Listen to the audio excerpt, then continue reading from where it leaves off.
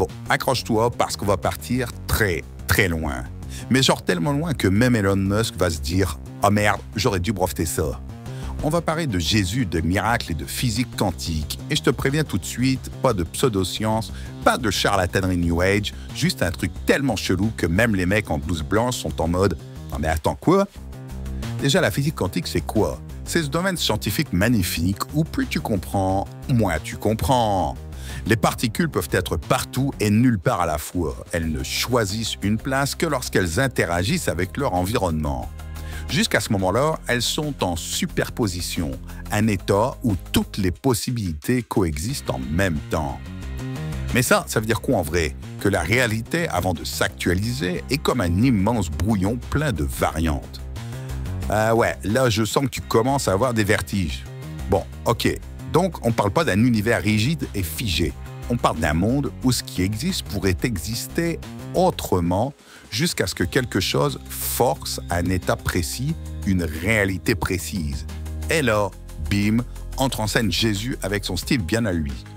Le mec débarque, pose son café et te lâche une punchline qui semble sortie tout droit d'un livre de physique quantique.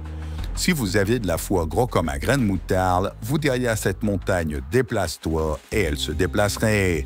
Sérieux, le mec parle d'un monde où la foi peut influencer la matière. Et attention, on ne parle pas ici d'un délire de motivation façon « si tu crois fort, tout est possible ».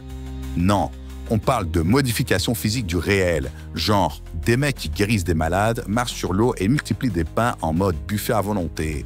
Le plus dingue, c'est que ce n'est même pas réservé à Jésus. À un moment, ces apôtres, qui jusqu'ici étaient des pêcheurs paumés, reçoivent un patch divin version 2.0 et commencent à faire exactement la même chose. D'un coup, ils se mettent à guérir des paralytiques, ressuscitent des morts et parlent en toutes les langues comme s'ils avaient fait 10 ans de Duolingo en une nuit. Alors la vraie question, c'est qu'est-ce qui a changé? Pourquoi d'un coup ces maîtres lambda deviennent des machines à miracles alors que jusqu'ici c'était juste des spectateurs? Comme les particules en superposition quantique, ils étaient dans un état de peut-être, une possibilité non encore réalisée. Mais quand le Saint-Esprit tombe sur eux, c'est comme si on avait appuyé sur Enter. Fait comme si leur connexion avec Dieu les rendait capables de fixer une réalité spécifique. Et là, si tu fais un parallèle avec la physique quantique, ça devient carrément vertigineux.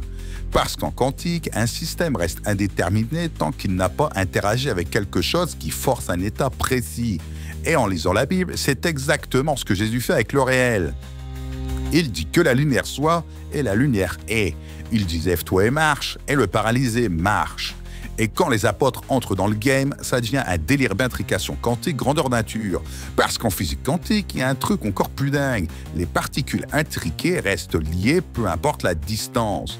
Si tu prends deux particules intriquées, t'en fous une sur Terre et l'autre à l'autre bout de la galaxie, tu changes d'état de la première et bim, l'autre change instantanément. Pas de délai, pas de signal, juste une connexion invisible hors de l'espace-temps. Et qu'est-ce que Jésus a dit déjà? Celui qui croit en moi fera aussi les œuvres que je fais et il en fera de plus grandes. Si Jésus est la source, alors les apôtres sont connectés en direct. Ils réagissent instantanément à sa volonté, même quand il est parti.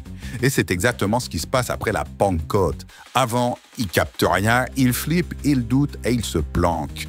Après, ils sont en mode super soldat du spirituel et ça se passe d'un coup, comme si la connexion avait été activée et qu'ils agissaient maintenant sur une autre couche du réel. Alors soyons clairs, ça ne prouve rien, c'est pas une équation, c'est pas une théorie scientifique, mais c'est quand même troublant, parce qu'il y a deux modèles totalement indépendants qui disent en gros la même chose.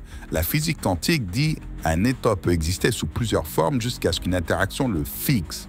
Et la Bible dit le Verbe a créé l'univers et par lui tout existe. Et si au final c'était la même idée, mais vue sous deux angles différents? Si ce que la physique découvre à tâtons était en fait évident depuis 2000 ans?